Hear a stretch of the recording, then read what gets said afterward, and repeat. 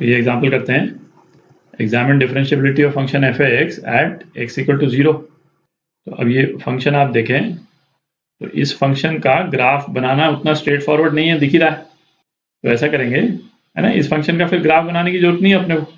अपन सीधा जो डिफरेंशिएबिलिटी की कंडीशन है, मैथमेटिकल कंडीशन, उसी को यूज करके निकालते हैं।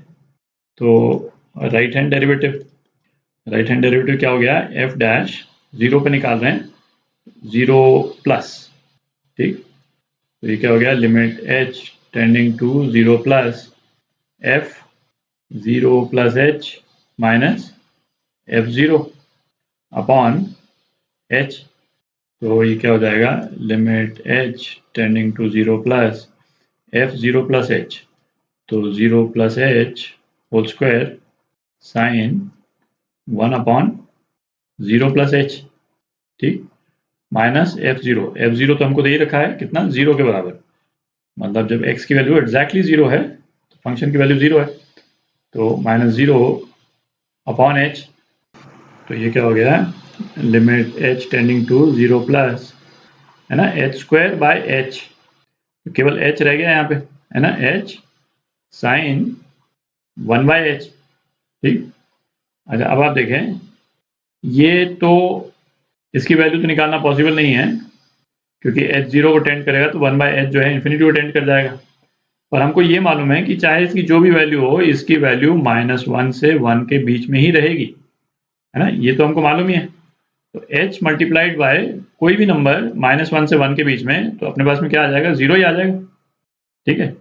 तो राइट हैंड डेरिवेटिव क्या आ गया अपने पास में, 0 आ गया। अच्छा इसी तरह से हम लेफ्ट हैंड डेरिवेटिव निकाल सकते हैं।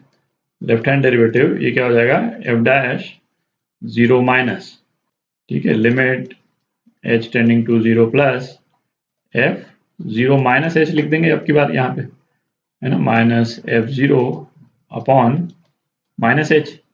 तो ये क्या हो गया, limit h tending to 0 plus 0 minus h whole square, 0 minus h का होल स्क्वायर, और साइन 1 अपॉन 0 माइनस h, ठीक, अपॉन माइनस h।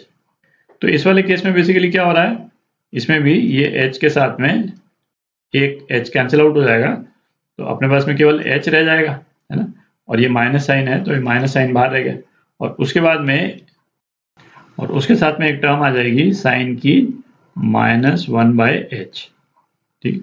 तो again same logic, sine 1 -1 by h जो है वो -1 से 1 के बीच में ही रहेगा चाहे जो वैल्यू आए, और माइनस h से मल्टीप्लाई हो गया तो h 0 को टेंड करेगा, तो ये भी, इसकी वैल्यू भी 0 ही होगी, ठीक। तो right hand derivative left hand derivative जो है वो सेम आ रहा है, बराबर है। तो ये फंक्शन क्या हो गया, डिफरेंशिएबल हो गया। ये फंक्शन डिफरेंशिएबल है at x equal to 0। Example करते हैं, examine differentiability of function f given by, ये फंक्शन दे रखा है, डिफरेंशिएबिलिटी अपने को x इज इक्वल टू 3 पे एग्जामिन करनी।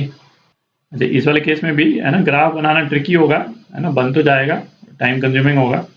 तो अपन तो जो डिफरेंशिएबिलिटी कंडीशन है मैथमेटिकल, उसी को यूज करते हैं। तो पहले तो ऐसा करते हैं, मॉड को खोल लेते हैं। फंक्शन जो है वो क्या हो जाएगा, x minus 3 cos x greater than equal to 3 और is equal to minus x minus 3 cos x is less than 3, ठीक है। मॉड को खोल दिया अपन। अब राइट हैंड डेरिवेटिव निकालते हैं, तो कैसे लिखेंगे, f डैश 3 प्लस, ठीक। तो ये क्या हो गया, limit h tending to 0 plus f 3 plus h minus f3 upon h। तो ये क्या आ गया, 3 plus h minus 3 into cos 3 plus h minus f3, है ना, इसमें 3 डाल देंगे तो x माइनस 3 तो 0 ही हो गया, तो 0 ही लिख देते हैं यहाँ पे, अपॉन h, और limit h tending to 0 plus. तो ये क्या हो गया, limit h tending to 0 plus h cos 3 plus h upon h, है ना। अब हम लिमिट लगा दें, h तो एलिमिनेट हो जाएगा और यहाँ h टेंडिंग टू 0, तो अपने पास में क्या बच जाएगा, केवल cos 3 बच जाएगा, ठीक। अब लेफ्ट हैंड डेरिवेटिव निकालते हैं, एफ डैश 3 माइनस, तो limit h tending to 0 plus f 3 minus h minus f 3 upon minus H.